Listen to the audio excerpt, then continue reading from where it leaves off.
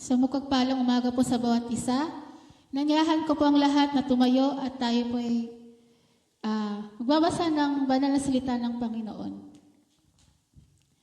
Ang ating pong teksto ay sa Lucas chapter 24, verses 13 to 35. Lucas chapter 24, verses 13 to 35. Ito po ang sinasabi. Verse 13, Nang araw ding iyon, ang dalawa sa mga alagad ay patungo sa isang nayong tinatawag na Emmaus. May 11 kilometro ang layo sa Jerusalem. Verse 14, pinag-uusapan nila ang mga pangyayari. Verse 15, samantalang nag-uusap sila at nagtatanungan, lumapit si Jesus at nakasabay sa kanila. Verse 16, siya'y nakita nila, ngunit hindi nakilala agad. Verse 17, tinanong sila ni Jesus, ano ba ang pinag-uusapan ninyo? At tumigil silang nalulumbay. Verse 18, sinabi ng isa na ang ngalay Cleopas, kayo lamang po yata ang dayuhan sa Jerusalem na hindi nakakaalam sa mga bagay na katatapos pa lamang nangyari roon. Verse 19, anong mga bagay? Tanong niya, at sumagot sila, tungkol kay Jesus na taga Nazaret, isang propetang makapangyarihan sa gawa at salita, maging sa harapan ng Diyos at ng mga tao.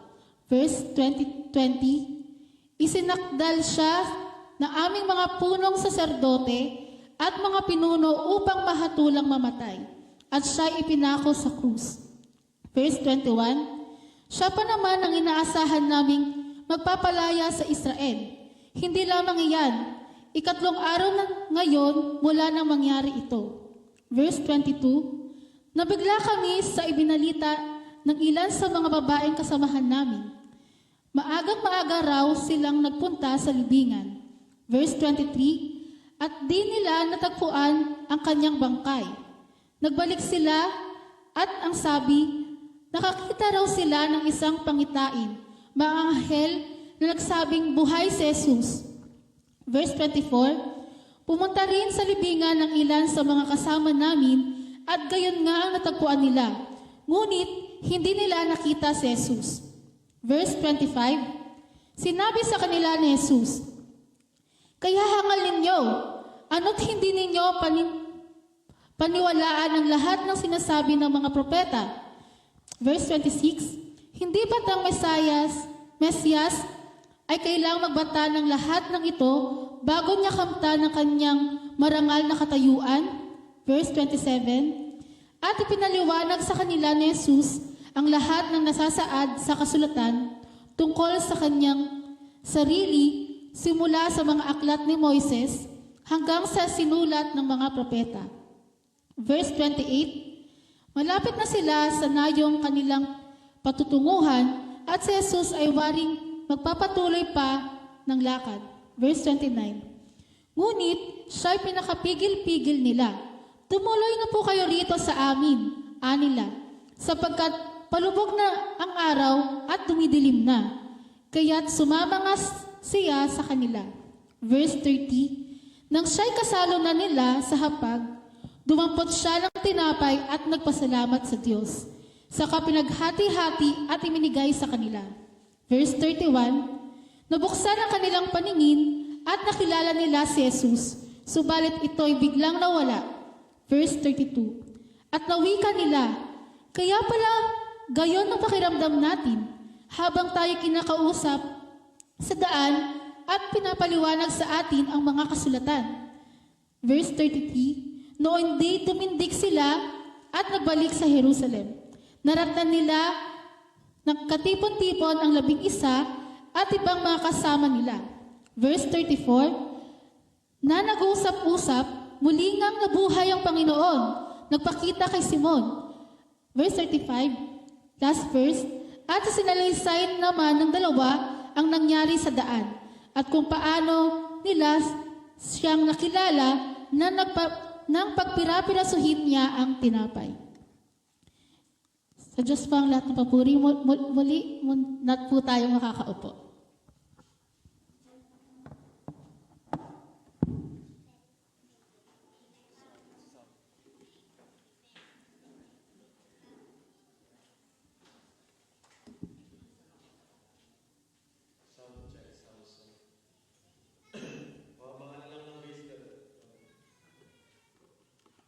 So, yun. Magandang umaga po sa bawat isa. Inaabang ko dito yung nakatayo na na tripod Kasi doon ako good morning. Ayan, good morning po at sa Facebook Live and sa Zoom. Magandang umaga po at dito po sa Palmera. Ano na lang po kayo, abante na lang kayo para hindi ako ilang. May mga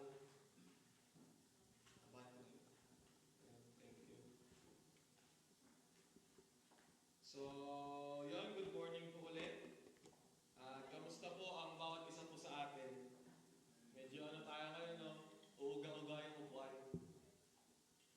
Di ko alam po nasaan yung iba, pero nawa, nasa mabuti silang kalagayan. So, nabasa na po ang ating, verse. Yun, first time mag-PPT. So, yun. Natuwa yung kaya na yung tech Kasi may PPT daw may gagawin sila pag message ka. So, yun. Ang ating pong topic ay the road to saan po? The road to saan? To enlightenment. So, yun. Ginawa ko po yung sa Emmaus na to enlightenment. At ang ating text po ay sa Lucas 24 verse 13 to 35. At bago po tayo magsimula, saglit po muna tayong manalangin.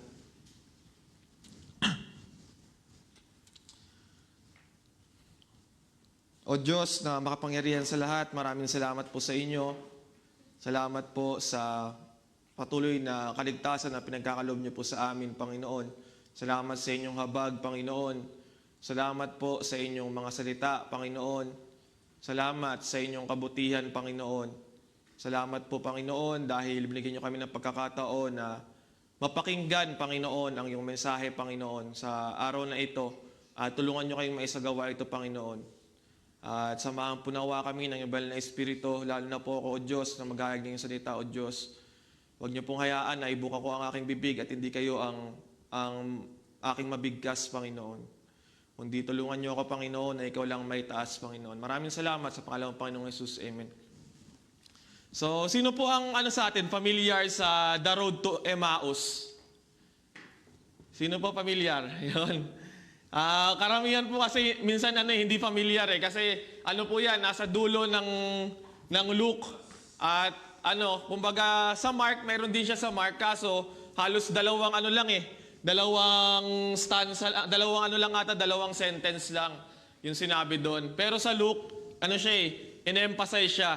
At sa ibang book, sa 4 gospel ay hindi siya nabanggit, doon lang sa dalawa. Sa Mark, hindi specific na binanggit yung dalawa at walang pangalan doon. Pero dito sa Luke ay binanggit kung sino, di ba? At kung ano yung nangyari nung time na yon. So, nung kailan ba yung Rags? Nung niyayaan mo kami na na umattend sa nung gabi? Thursday ba yun? Ayan. Hindi, yung sa sa pagtuturo. Monday. Nung Monday. Na-refresh po ako kasi ang topic po noon ay about sa genre ng Bible and sa Synoptic Gospel. So, ang ating pong pag-aaralan ngayon ay sa ating introduction po ay sa resurrection ng ating Panginoon. Dahil nangyari po itong road to Emmaus ay after po ng resurrection ng ating Panginoon.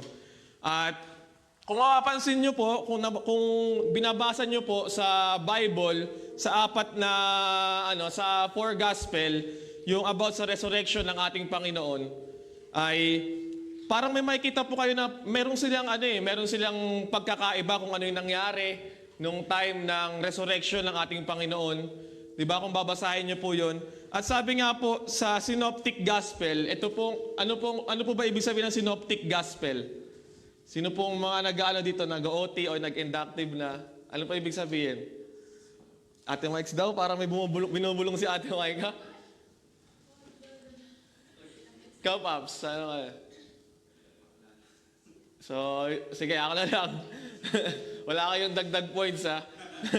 So, ang Synoptic Gospel po, ay meron silang mga pagkakaiba at pagkakaparehas doon sa yung apat na yon. Pero ang pinagkakaparehas po nila ay about sa resurrection ng ating Panginoon at sa suffering ng ating Panginoon. Yun po ang meron silang pagkakapareha. Kung titinan nyo po, lahat po yun nasa dulo. Basahin nyo na lang po. At ang ating pong pag-aaralan ngayon ay after po ng resurrection ng ating Panginoon. At napakahalaga po ng pag-resurrect ng ating Panginoon sa ating mga Kristiyano. At mamaya po ay malalaman po natin. So sabi ko nga po kanina ay meron po silang pagkakaiba. Diba? So ibig sabihin ba nun ay hindi consistent ang Bible?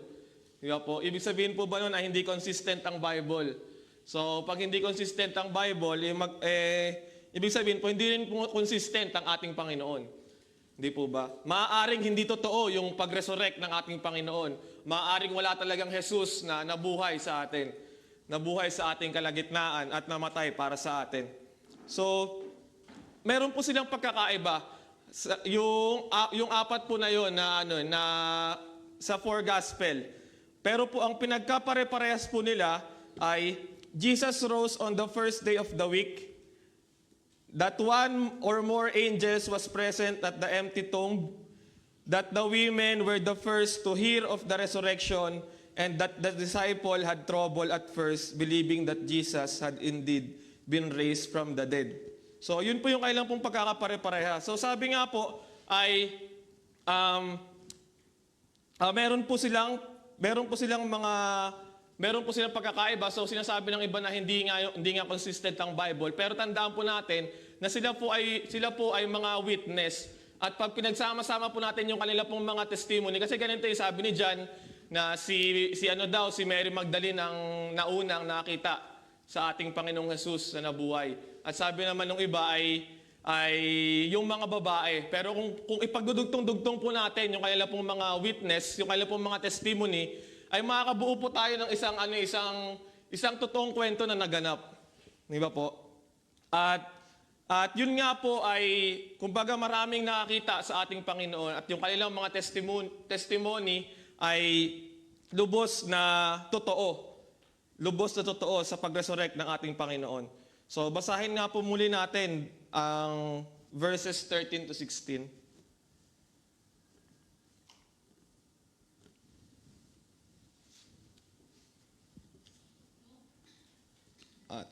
Hello. Lucas chapter 24, verse 13 to 16. Nang araw ding iyon, ang dalawa sa mga alagad ay patungo sa isang nayong tinatawag na Emmaus. May Sige, labing na lang po natin. So, meron dalawang alagad after po nung resurrection ng ating Panginoon na kailan pong pagkakatipon, ay merong dalawang alagad na papunta na, or di ko alam kung yun po ay tahanan nila, pero papunta na po sa Emmaus.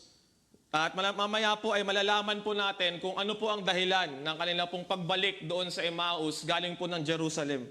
At yun po ay 7 miles. Kung i-convert po natin sa kilometer, ay 2 kilometer. Kung hindi po ako nagkakamali, 2 kilometer po yun. At mahigit 2 oras po na lalakarin ng isang average person. So sa 14, patuloy nga ako ate. Verse 14, pinag-uusapan nila ang mga pangyayari. Samantalang nag-uusap sila at nagtatanungan, lumapit si Jesus at nakisabay sa kanila. So sabi po dun sa 14, and they talked together of all these things which had happened. So, pinag-uusapan nilang dalawa kung ano yung nangyari na namatay ang Panginoong Jesus. At dahil nga nabigo sila, kumbaga feeling nila ay nabigo sila dahil nga hindi sila naniwala doon sa patotoo ng mga women na galing doon sa tomb ng ating Panginoon. At hindi rin sila naniwala doon sa mga anghel, 'di ba? Na nakita nung mga, kumbaga parang sa feeling nila ay illusion lang lahat ng iyon ng sinasabi ng mga babae. So instead na mag-search sila sa scripture ng Old Testament o ng book ng mga prophets, di po ba, ay nag-usap silang dalawa at meron silang mga kanya-kanyang opinion na sinasabi. At instead na ipares kung ano yung nangyari sa Panginoong Jesus at basahin nila salita ng Panginoon, ay meron silang kanyang-kanyang kuro-kuro na pinag-uusapan. So, verse 15. Verse 15, samantalang nag-uusap sila at nagtatanungan, lumapit si Jesus at nakisabay sa kanila. So, yon. At yun nga po, ay meron lumapit sa kanila na feeling nila ay stranger. Dahil nga po, nung time po na yon, ay hindi nila makilala kung sino yung lumapit po sa kanila. Di po ba? So sila na nag-uusap ng kanya-kanyang opinion na kung saan ay papunta sa Emmaus ay natagpuan ng Panginoon. So verse 16 nga, Ate Mites, kung bakit hindi nila nakilala kung sino yung stranger na yun. 16, siya'y nakita nila, ngunit hindi nakilala agad. So yun. At sabi po doon sa Mark, bakit hindi nakilala, kung bakit hindi nakilala yung stranger na biglang lumapit sa kanila, ay dahil po somewhat different in appearance. Kung babasahin niyo po sa Mark 16 verse 12, sabi po doon ay Jesus' resurrection face was somewhat different in appearance. So, pwede po na yun ang dahilan kung bakit hindi nila nakilala, di ba? Or it could be na dahil nga po sa kanila pong kalungkutan is, kumbaga, hindi nila mukhaan, or it could be, alam ko po na mangyayari is, dahil po hindi niloob ng Panginoon na sila po agad ay makita. Di ba? Makilala agad nila ang Panginoong Jesus. Hindi po ba? Pabasa nga po nung 17 ate. Verse 17, tinanong sila ni Jesus, ano ba ang pinag-uusapan ninyo? At tumigil silang nanlulumbay. So, ito po ay nagtanong na po yung stranger na kanila pong biglang nakasalamuha, which is ang ating pong Panginoon. At gusto ng Panginoon na ilabas kung ano yung nasa kanilang mga puso, kung ano yung unbelief na meron sa kanilang mga puso. At yun nga po ang nangyari, sila po ay napagsalita ng ating Panginoon. Sabi nga dun sa 17, di ba? And He said to them, what kind of conversation is this that you have with one another as you walk and are sad? So, sila po ay nalungkot nung sila po ay tinanong doon. Kasi parang bumalik na naman sa kanila bumalik na naman sa kanila yung nangyari doon sa Panginoon. 'Di ba? At kumbaga, yun na yung kanilang yung pag-asa ang ating Panginoon. Yun na yung pinaka-pag-asa nila. Kaso nga lang hindi nila nakita na ang Panginoon ay nabuhay.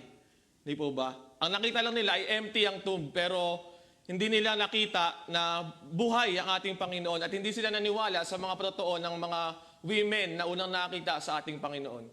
Di po ba? At sabi doon sa 18, then the one whose name was Cleopas answered and said to him, are you the only one stranger in Jerusalem, and have you not known the things which happened there in these days? Sabi niya, tagasan ka, ipaparaphrase ko na lang po, tagasan ka ba? Bakit hindi mo alam yung nangyayari dito, di ba? Saang lupalop ka ba galing? Sikat yung yung kwento na yun Di ba po? Sikat yung kwento na yun. Laganap kumbaga sa atin ngayon trending.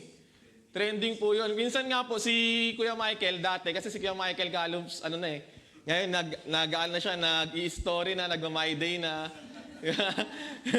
Nagpo-post na yan. Pero dati sabi ko kay Kuya Michael, pag nag-joke ako sa kanya, tapos di niya alam yung trending na yun, sabi niya, ano yun? Tapos niloloko namin ni Kuya RJ, ano ba, hindi kaya naman updated, hindi ka kasi nag-Facebook Di ba? So, kumbaga ganito po yung nangyari na tanong ng ating Panginoon. Di ba? Dahil nga gusto niyang malabas kung ano yung nasa puso ng dalawa, gusto niyang mai-confess, di ba? Gusto niyang mag-confess yung dalawa kung ano yung sa loobin nila. Di po ba? At ganito yung pagkakatanong ng Panginoon. Basahin ko lang po ulit. What kind of conversation is this that you have with one another as you walk and are sad? Kaya sabi ni Cleopas, taga saang lupalop ka ba? Di mo ba? Taga saang lupalop ka ba? Bakit hindi mo alam yung nangyayari dito? So verse 19, pabasa ate. Verse 19, anong mga bagay? Tanong niya, at sumagot sila. Tungkol kay Jesus na taga Nazaret, isang propetang makapangyarihan sa gawa at salita, maging sa harapan ng Diyos at ng mga tao. Hanggang ano na ate? 24. Verse 20, isinakdal siya ng aming mga punong saserdote at mga pinuno upang mahatulang mamatay at siya'y ipinako sa krus. Siya pa naman ang inaasahan naming magpapalaya sa Israel. Hindi lamang iyan, 3 araw na ngayon mula nang mangyari ito. Nabigla kami sa mga ibinalita ng ilan sa mga babaeng kasamahan namin. Maaga-maaga raw silang nagpunta sa libingan at di nila natagpuan ang kanyang bangkay. Nagbalik sila at ang sabing nakakita raw sila ng isang pangitain, mga anghel na nagsabing buhay si Jesus. Pumunta rin sa libingan ng ilan sa mga kasama namin at gayon nga ang natagpuan nila. Ngunit hindi nila nakita si Jesus. So yun po, nakita natin po doon na sabi nila, 'di ba, na hindi nila natagpuan ang Panginoong Hesus, 'di ba? Kumbaga, ang gusto nilang mangyari kailangan nilang makita, 'di ba? Kailangan nilang makita kaysa maniwala doon sa sinabi ng Panginoon bago pa po mangyari yung pagkamatay ng ating Panginoon. 'Di po ba? Na gusto nila to see is to believe, 'di po ba? At sila po ay naniniwala kay Kristo. Hindi pa po sa Panginoong Hesus, kay Kristo na magkakaroon ng Mesaya. Yun, kasi namabasa na po nila sa sa scripture yun 'di ba? Na magkakaroon ng Mesaya, pero ang alam po nilang Mesaya is yung about lang po doon na ang ililigtas lang po ay kanila pong angkan, ang kanila pong bayan, ang bayang Israel. Pero hindi nila alam na ang redemption na ibibigay ng Mesaya na ito is doon sa mga nagtitiwala sa Kanya, Hentil man or mga Hudyo. At ang alam lang po nila ay magkakaroon sila ng hari na magliligtas sa kanila sa kamay ng mga Romano. Pero ang hindi nila alam, itong hari na ito ay kailangang magbata ng hirap to be the king of righteousness. Di po ba? At ang alam lang po nila na ang i-redeem lang po nitong Mesaya na ito ay ang kanilang pong nasyon, 'di ba? Ang Hebrew nation lang po ang alam po nila.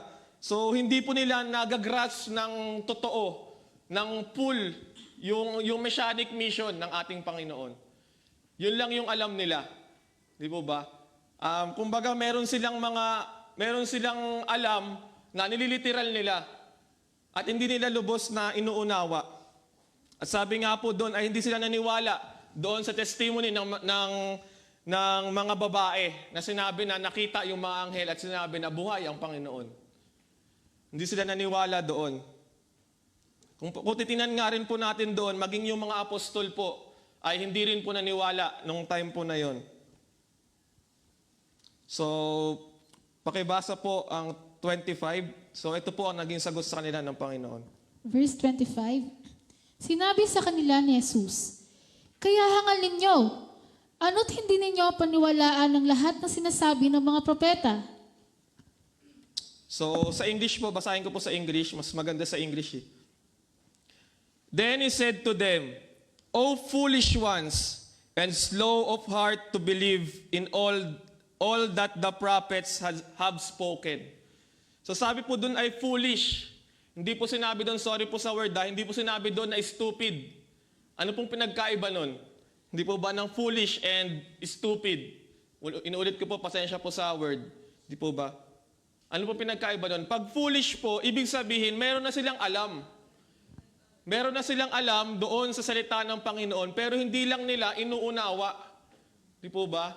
Madalas ganun rin po tayo, hindi po ba? Na minsan may alam na tayo sa salita ng Panginoon, pero hindi natin inuunawa. Di ba? Marami tayong alam pero hindi natin ginagawa, hindi natin sinasapuso. At hindi sila stupid na as in wala talagang alam, di ba? As in walang alam, kundi meron silang alam. Kaya sabi doon ng Panginoon, O foolish ones and slow of heart to believe in all that the prophets have spoken. So sabi po doon sa 26, ought not the Christ to have suffered these things and to enter into His glory? So sa ibang salin po, sa NASB po ata, sabi po doon, necessary. Hindi ba, kumbaga sa Tagalog po ay hindi ba kailangan? Di ba? Is it not necessary na magbata ng hirap ang Panginoon? Di ba? Yun yung tanong ng Panginoon. Is it not necessary? Pakibasa nga ako, Ate Mike, sa NASB, if may NASB ka. New King James kasi yung ano. Verse 26, was it not necessary for the Christ to suffer these things and to enter His glory? So yun po. So hindi ba dapat na magbata ng hirap ang Panginoon? 'Di ba? Dahil nga ang alam nila ang Mesayas ay dapat na iligtas sila, 'di ba? Na merong corona, hindi coronang tinik. Hindi po ba? Na kailangan maghari at iligtas sila doon sa Romano at hindi nila tanggap na ang Mesayas na ang Panginoong Jesus nung time na yon ay naghirap at namatay. Hindi nila tanggap yun. At nung time na yon ay nawalan sila ng pag-asa dahil yun yung kanilang pag-asa ang Panginoong Jesus eh. Pero nung namatay ang Panginoon at hindi nabuhay, hindi nila nakitang nabuhay, pero nabuhay po ang Panginoon na hindi lang po nila nakitang nabuhay, hindi sila naniwalang mabubuhay ang Panginoon, nalungkot sila at nawalan sila ng pag-asa. Diba po? Yun yung kanilang false expectation that Messiah would not suffer. So, binabasa nila yung scripture selectively. Di po ba? Madalas ganun rin po tayo na pag hindi maganda to, ay, ayoko nito. Parang medyo masakit. Oo nga. Pag gaganon pa tayo dati, parang ang layo naman ito. Parang hindi naman ito. Lord, pupunta akong trabaho ngayon, bakit parang sumpa to? Di ba? Di ba? Ganun pa tayo dati. Or hindi man ganun, pero tumatawa-tawa tayo, pero madalas ngayon, selectively tayo nag-aaral ng salita ng Panginoon. Sa paanong paraan po? Hindi natin ginagawa yung salita ng Panginoon. Di ba po? Sa pamamaraan nun, ay selectively pa rin tayo nag-aaral ng salita ng Panginoon. Kagaya ng dalawa na ito. At pakibasa nga Ate Mike yung 27. Ay, sige ako na lang. Ano pala yan, Tagalog. Wala kang English. Thank you. Verse 27, then beginning with Moses and all prophets, he explained to them the things concerning himself in all the scriptures. So sabi po doon ay simula sa mga sulat ni Moises at sulat ng mga propeta ay in-exposit sa kanila ng Panginoon. In-exposit ng Panginoon sa kanila kung sino ang Panginoon. Kumbaga, pinrich niya yung kanyang sarili. At ang Panginoon po ay ang ating great expositor. Di po ba? Siya ang ating great preacher. Sabi nga po, may isa pong biro na ito daw po ay anong tawag doon? Na hymn. Nung time na yun, di ko na maalala, pero nagkaroon po ng ng biro pero never mind, di ko na maalala siya. So, ang ating Panginoon po ay ating pong great expositor. At nung time po na yon ay, kung papansinin po natin, ay 2 hours, sabi ko nga po kanina, mahigit 2 hours lamang ang kanila pong paglalakbay simula po doon sa Jerusalem, papunta po sa Emmaus. So, hindi lahat mababanggit ng Panginoon. Hindi lahat simula, sabi nga po kasi doon, simula sa mga sulat ni Moises, sa mga sulat ng mga propeta, di ba, ay shinare sa kanila ng Panginoon. So siguro sinamari lang ng Panginoon kung ano yung mga sasabihin niya na which is na nag-foreshadow sa ating Panginoong Jesus. Nag-foreshadow doon sa Mesayas. Di ba po? Dahil po ang pagbawasa daw po ng OT sa isang average person, pag binasa mo lang at hindi mo naman in-interpret, pag binasa mo lang po yung buong OT, umaabot daw po ng 40 hours. Di po ba? Eh, meron lang silang 2 hours. Kung ba, binigyan ko po kayo ng problem solving. Di ba? So, paano mo magagawa yun? Di ba? Paano mo magagawa yun? So, malamang sa malamang po ay binigyan lang po ng Panginoon yung mga mahalagang puntos. At alam naman po natin that the entire Bible is all about Jesus Christ. Di po ba? Sabi po, ang Old Testament po ay nagsasabi na He is coming. And the gospel, ang sinasabi po ng gospel ay He is here. Ang Acts naman po, that He proclaims. Di po ba? Sa Epistles naman po ay inexplain kung sino ang ating Panginoong Jesus. Shinare kung sino ang ating Panginoong Jesus. At sa Revelation naman po ay He's coming again. So that na alam po natin na sa buong scripture po ay ang Panginoon po ang siyang bumubuo. 'Di ba? Sabi nga po sa Genesis 1 verse 1, 'di ba? In the beginning God created the heaven and the earth, 'di po ba? At alam naman po natin na ang Diyos ang Panginoong Jesus. At sa Revelation 22 verse 21 naman po, ang sabi po doon ay wait lang po.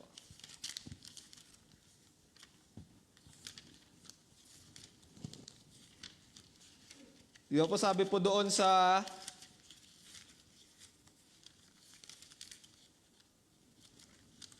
nagkadikit-dikit.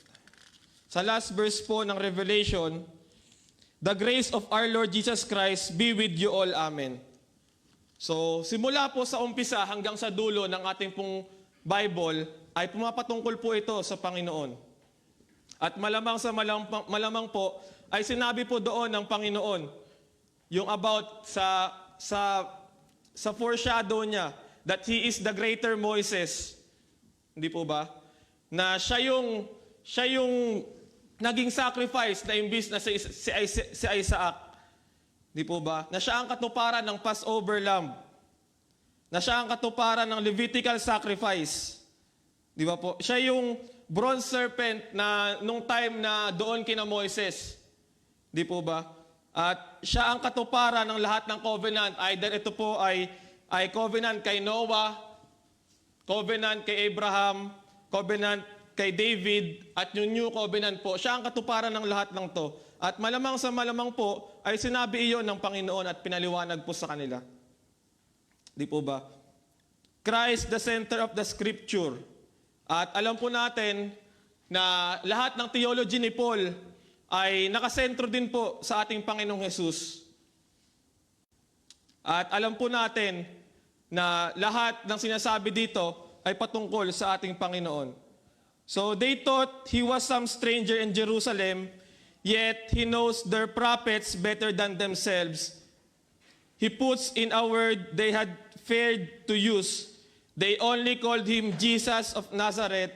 They did not give Him that higher title of the Christ, which they had freely used before. For the cross had rudely shattered their faith in Jesus. So ang alam po nila na ang Panginoon ay Jesus lamang, Kristo lamang ng Nazarene. Pero hindi ang Kristo ng mga sumasampalataya sa Kanya. Hindi po ba? Yun lang yung kanila pong pagkakaalam. At sila po, kagaya po natin, ay nagkakaroon din po ng pag-shattered ng faith, ng unbelief. Di ba po minsan tayo ay ganun rin naman eh. Nagkakaroon rin tayo ng pag-alog, pag-uga ng ating pananampalataya. Lalo na po sa kanila na binanggit, kumbaga parang lahat tanggap nila eh. Tapos nung ang shiner na ay ang nangyari na is about sa suffering and death ng Panginoon, ay hindi nila matanggap na gano'n ang mangyayari. At hindi pa nila nakita yung buhay na muli ng ating Panginoong Jesus. So, pakibasa nga po ang verse 30. Verse 30. 30 to 35 na. 30 to 31. Verse 30 to 35. When he had reclined at the table with them, He took the bread and blessed it, and breaking it, He began giving it to them. Then their eyes were opened, and they recognized Him, and He vanished from their sight. They said to one another, "Were not our hearts burning within us while He was speaking to us on the road, while He was explaining the scriptures to us?" And they got up, and that very hour, and Hanggang 31 lang muna ate. okay. So nung time po na yon ay nakarating na po sila doon sa Emmaus, kung saan po sila pupunta. At sabi nga po doon, ang Panginoon ay nag-aak na magpapatuloy pa. Pero sabi nga po nila, kung paraphrase ko lang, ay gabi na, tumuloy na lang po muna kayo dito. Di po ba? Kumbaga parang nag-enjoy rin sila sa sa kwentuhan nila. Di ba po? At pinatuloy ang Panginoon doon. At nung time nga po na yon, ay sabi nga po dun sa 30, "Now it came to pass as he sat at the table with them, that he took bread, blessed and broke it and gave it to them. Then their eyes were open and they knew him and he vanishes from their sight." So sabi po ng ilan, nakilala po ng dalawang disciple ang Panginoong Jesus dahil po doon sa pag-broke ng bread at binigay. Pero hindi po yun. Hindi po sacrament yun. Ang ginawa lang po nila doon ay kumain lang po. Hindi pa po yun yung sacrament na tinutukoy ng Panginoon. Na after ng kanyang pagkamatay is gagawin muli yung communion. Di ba po? Yun yung sabi ng ating Panginoon. Pero hindi pa po yun. Kumain lang po sila. So ang nangyari po dito ay dahil po sa scripture na binanggit ng ating Panginoon, na shinare ng Panginoon, kaya na-open yung kanilang mga puso. At hindi hinayaan ng Panginoon na sila ay maniniwala lang dahil nakita nila ang Panginoon. Kaya po di ba kanina, napansin po natin na hindi agad nila nakilala ang Panginoon eh. Di ba? Hindi po natin alam kung ano po ang totoong dahilan. Pero isa lang po ang alam ko pong dahilan na dahil po sa scripture ng Panginoon, dahil po sa pagbanggit ng scripture ng Panginoon, alam po natin na ito po ay patungkol sa Kanya. Kaya nabukas yung isip ng dalawa, nabukas yung mata ng dalawa at nakilala nila ang Panginoon. Hindi po ba? At sabi po doon sa 32, "And they said to one another, Did not our heart burn within us while he talked with us on the road and while he opened the scriptures to us?" So sabi nila, ano sa Tagalog yun ate? Yung sa 32? Verse 32 sa Tagalog. "At nawika nila, kaya pala gayon ang pakiramdam natin habang tayo kinakausap sa daan at ipinapaliwanag sa atin ang mga kasulatan." So yun. At tandaan po natin na nirebuke po sila doon ng Panginoon. Nirebuke po sila ng Panginoon. At sabi nila, ang kanila pong puso ay parang merong apoy, hindi po ba? Tayo po kaya, pag nare-rebuke po kaya tayo, ganun rin po kaya tayo? Or baka merong apoy kasi nag-iinit na tayo dun sa nag-rebuke sa atin. Baka ganun na no? Parang pag nirebuke tayo, parang nag-iinit rin ako, nag-iinit na ulo ko sa'yo. Di po ba? Nawa hindi po tayo ganun.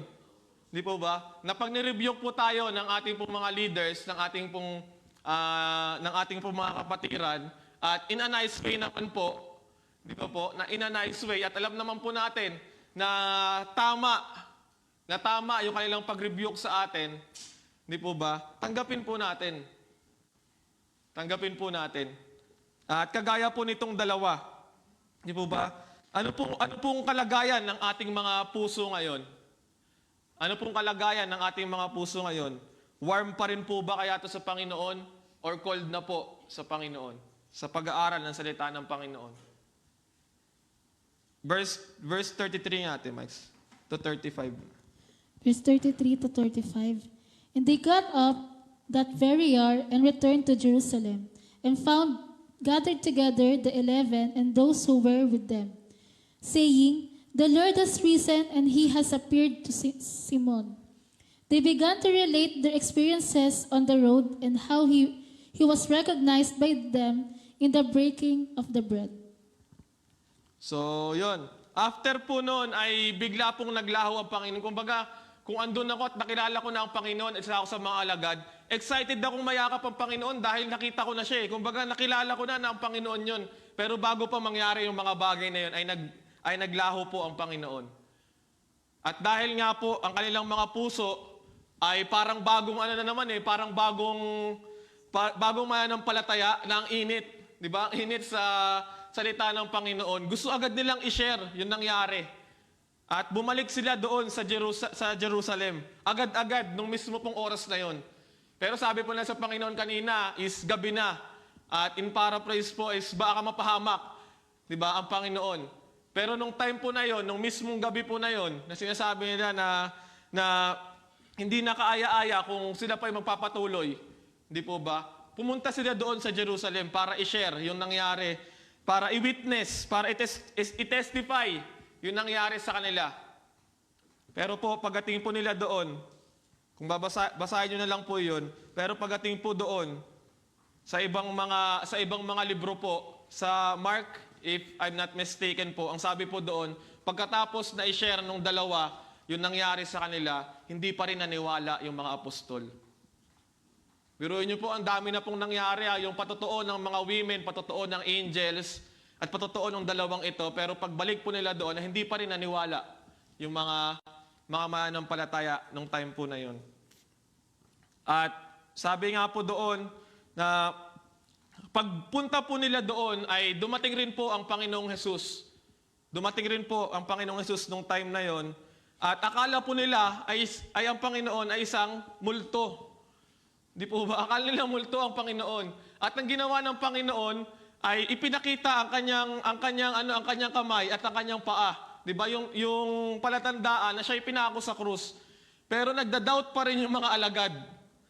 Di po ba? Kumbaga lahat na yun, kumbaga ang dami nang nangyari para maniwala sila, pero nagda-doubt pa rin sila.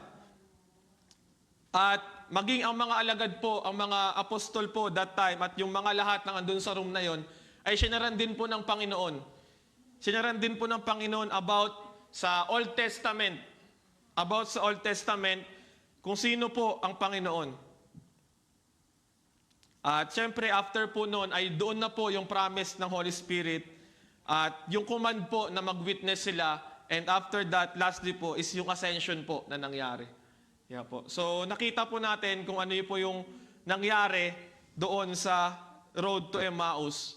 At nakita po natin kung paano sila na-enlighten. Kaya nga po nilagay ko doon ay road to enlightenment. Yeah po. So, alam na po nila yung scripture.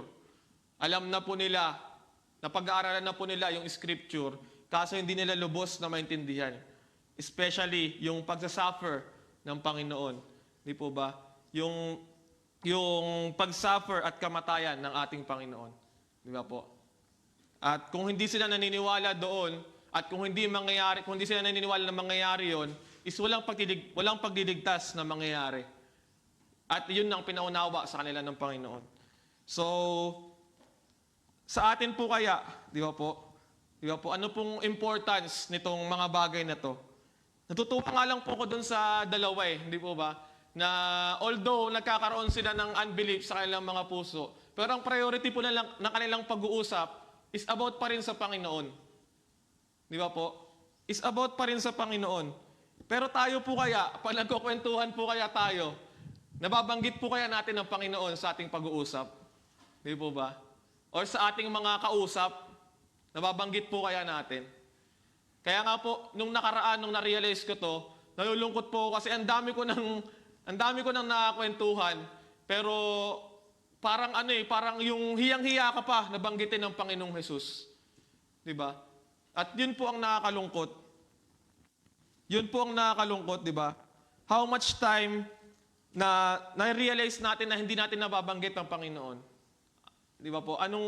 Ilang mga oras 'yon, di ba? Or how much time na-realize natin na nababanggit natin ang Panginoon sa ating pag-uusap? Nawa pa mas marami yung time na nababanggit natin ang Panginoon. At kung naiisip po ba natin ang Panginoon? At nakaraan nga po is nakwento ko na rin 'to kina Kuya Ron Nasabi ko doon sa may alarm ko. Sa may alarm ko ay nilagay ko doon na why are we so quick to forget God? Who do we think we are? Kaya para pag nag-alarm yon, kasi yun na yung alarm ko para mag-devotion ako. So yun yung nilagay ko doon para pag nabasa ko siya, ay, kailangan ko mag-devotion. Di ba? Kailangan ko mag-devotion. So tayo po kaya, di ba? Di ba? Bakit napakabilis kaya natin? Bakit napakabilis kaya natin na makalimutan ng Panginoon? Bakit napakabilis po natin nakalimutan yung kanyang mga pangako, kagaya nung dalawa na yon? Di ba po? Bakit napakabilis po na pag dumarating tayo sa mga hard times ng ating buhay or darkest moment ng ating buhay, is nakakalimutan natin ng Panginoon na parang ang hirap-hirap na pagkatiwalaan yung kanyang mga pangako. Di po ba? Hindi po ba credible ang Panginoon na pagkatiwalaan? Diba? Hindi po ba credible ang Panginoon sa kanyang mga ginawa sa krus, sa kanyang mga ginawa nung siya po ay dito sa lupa, sa kanyang pagkamatay at pagkabuhay muli? Hindi pa rin po ba credible ang Panginoon? Dahil yun ang kanyang greatest promise, hindi po ba? Pero yung mga pangako sa atin na tuwing tayo po ay nasa darkest moment, bakit hindi pa rin natin mapaniwalaan ng Panginoon? Diba po? Hindi ba credible ang Panginoon? Hindi ba siya trustworthy sa kabila ng kanyang mga ginawa? Di po ba? Sabi ko nga po nakaraan, nagkaroon po kami ng pag-uusap at sinare ko sa kanila yung aking po na-realize nung ako po ay nasa darkest moment ng aking buhay. At isa po sa mga pinarealize sa akin ng Panginoon na minsan po ay darating sa atin na parang hindi natin naranasan ng presensya ng ating Panginoon. Di ba po? At may feel natin na, Lord, nasaan ka, Panginoon? Pero tandaan po natin, kung tayo'y totoong pinili ng Panginoon, kung tayo'y totoong tinawag ng Panginoon, na ginagawa yon ng Panginoon para hindi tayo umasa lamang sa ating mananaramdaman, kundi umasa tayo doon sa salita ng Panginoon. Para umasa tayo doon sa salita ng Panginoon. At that is faith. Di po ba? Na hindi lang tayo umaasa doon na nararanasan natin ang presensya ng Panginoon, pero umaasa tayo sa kanyang mga salita. At kung inyo po natatandaan ang footprints in the sand, sino pong nakakatandaan? Matagal na po yun eh. Mga panahon pa ata nila, ano yun? Ayoko na magbanggit. Ayoko na magbanggit. Hindi pwede. Mamaya na lang. Hindi, footprints in the sand. Di ba po, maraming beses na natin siyang napapakinggan at madalas na rin siya nababanggit sa message. Pero nakaraan ko lang po na-realize habang ginagawa ko po ito, pinaunawa sa akin ng Panginoon na yung illustration na yun ay hindi biblical. Hindi siya biblical. Alam niyo po kung bakit? Di ba po ang kwento po noon na dalawa silang naglalakad, di ba, doon sa, anong sand sa ano? Buhangin. sorry. Buhangin. Naglalakad sa buhanginan at dumating yung matinding unos, matinding problema, hindi po ba? At sinabi doon na binuhat ng Panginoon siya. At nakita niya na isa na lang. Dahil nga binuhat na siya ng Panginoon. Na kumbaga, isang pares na lang ng paa. Nakikita niya na, sabi niya doon, na Lord, iniwan niyo na ba ako? Kasi feeling ko pa ako na lang to na naglalakad mag-isa. Di ba po? Nung nasa time na yon. At sabi niya, Lord, iniwan mo na po ako. Iniwan mo na po ba ako sa aking darkest moment? Pero sabi nga doon sa footprints in the sand, hindi niya paa yun, kundi paa ng Panginoon. Dahil buhat-buhat siya. Di ba? So, biblical po kaya yun. Di ba? So, half-truth, pwede na. Pero half-truth is a lie. Hindi po ba? Half-truth is hindi pa rin siya truth. Bakit po? Kahit po hindi darkest moment ng ating buhay, hindi po ba? Kahit hindi darkest moment ng ating buhay, ay hawak-hawak tayo ng Panginoon. At doon, sa buhanginan na yon, ang Panginoon lang simula umpisa ang nakikita mong pa at hindi sa'yo. Hindi hahayaan ng Panginoon na bibitawan ka niya at hahayaan ka maglakad sa gilid niya. Hindi hahayaan ng Panginoon yon. Di ba? Dahil sabi nga po, kung di ako nagkakamali sa Isaiah, simula sa ating pagkabata, di ba, hanggang sa ating pagkamatay, ay hawak tayo ng Panginoon. Maging ang ating mga buhok ay maging uban na, magkauban na, hindi po ba? Hawak tayo ng Panginoon. So, ganun kabuti ang Panginoon. Especially po, pinakita ng Panginoon na hawak-hawak niya tayo at hindi niya tayo bibitawan. Saan po? Sa krus ng Kalbaryo, di ba po? Sa krus ng Kalbaryo at sa kanyang pagkabuhay na muli, kasama tayo ng Panginoon. Di po ba? At kaya po, tayo po, ay wag po natin, basta lang po basahin ang salita ng Panginoon, kundi unawain po natin. Hindi lang po, ang Panginoon po ay hindi lang po siya literature na dapat basahin, na dapat sauluhin, na dapat i-interpret. Kundi ang kailangan po ay unawain at kailangan po na mahalin ang Panginoon sa pag-aaral natin sa salita ng Panginoon. At higit sa lahat po, kailangan natin katagpuin ng Panginoon, kagaya ng ginawa nung dalawa, hindi po ba? Hindi lang natin basta aralin. Hindi lang po natin siya basta i-interpret. Wala po akong problema doon dahil yun po ay tama. Di ba po, ang proper exegesis at pinag-aaralan po natin yun. Kaso nga lang po, minsan ay ganun na lang po ang ating ginagawa kahit po sa ating mga devotion natin. At hindi na natin lubos na nagagrasp yung presensya ng Panginoon. Hindi na natin lubos na namamahal kung sino ang Panginoon. Ginagawa na lang natin siyang literature, kagaya ng ibang libro na ating mga nababasa. Nawa po hindi po ganun. Hindi lang po tayo basta nagbabasa. Kundi mahalin natin ng lubusan ng Panginoon sa tuwing lumalalim tayo sa salita ng Panginoon. At yun po. At sa conclusion po ay about sa resurrection ng ating po Panginoon. At ito po ang pinaka-central point ng pagbaba po ng Panginoon dito, ng kanya pong pagkabuhay na muli. Ito po ay crucial point ng gospel, yung resurrection ng ating Panginoon. Bakit po kaya? Bakit po ito po ang crucial? Ito po ang crucial point ng gospel ng Panginoon. Dahil kung hindi po na-resurrect ang Panginoon, kung hindi po na-resurrect ang Panginoon, malamang sa malamang po, yung ginagawa po ng mga Levitical priests ay ginagawa pa rin hanggang sa ngayon. Nag-aalay pa rin po ng mga mabubuting tupa. Di ba po? At kailangan pa rin na merong pumunta doon sa temple na priest para mamatay pag hindi siya matuwid sa harapan ng Panginoon. Di ba? At kailangan meron pa ring taong mamamatay. May inosente pa ring mamamatay. Di ba po? Pero hindi po ganon ang nangyari. Na-resurrect po ang Panginoon. Di po ba? At nabuhay po muli ang Panginoon. Bakit po kaya? Dahil siya ay walang kasalanan, di ba? Dahil kung merong kasalanan ng Panginoon, malamang sa malamang po ay hindi siya mabubuhay dahil hindi niya nasatisfy yung standard ng Diyos na dapat na gawin. Di ba po? So dahil po doon na-resurrect ang Panginoon, siya po ay matuwid. Siya po ay walang kasalanan, ngunit tinuring na makasalanan dahil po sa atin.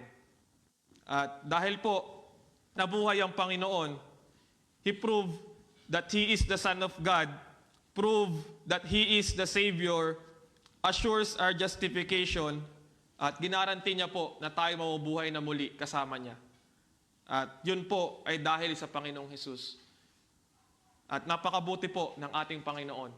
Simula sa kanyang pagparito, sa kanyang paggawa ng righteousness na hindi natin kayang gawin, simula sa kanya hanggang sa kanyang paghihirap, pagkamatay at pagkabuhay na muli, at maging sa kanyang exaltation, sa kanyang ascension, ay napakabuti ng ating Panginoon. At hawak tayo ng Panginoon. At kailangan lang natin magtiwala sa kanyang mga pangako. Kailangan natin magtiwala sa mga pangako ng ating Panginoon. At magtiwala na kaya niyang gawin yung mga bagay na yan. So, purihin po ang Panginoon.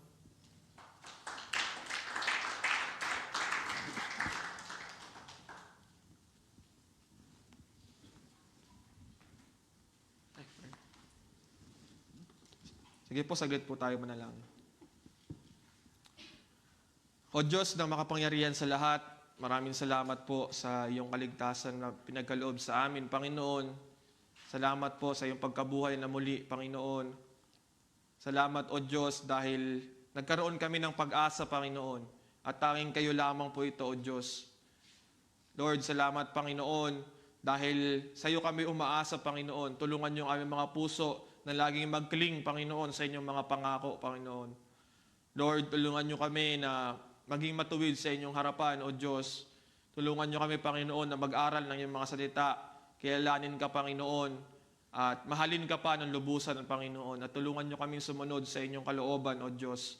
Tulungan niyo kami, Panginoon, na makipag-communicate sa inyo, Panginoon, sa aming mga panalangin, Panginoon. At dalisain niyo ang aming mga puso, O Diyos. At tulungan niyo kami, Panginoon, na maghintay hanggang sa iyong muling pagbabalik, Panginoon. Lord, umaasa po kami sa inyong pangako, Panginoon, na kami, Panginoon, ay isasama mo dyan sa langit, Panginoon. Nagtitiwala kami sa inyo, Panginoon. Tulungan niyo kami, Panginoon, na tumayo lamang sa katotohanan, Panginoon. at tumayo sa inyong mga pangako, O Diyos. Maraming salamat sa pangalan mo, Panginoong Jesus. Amen.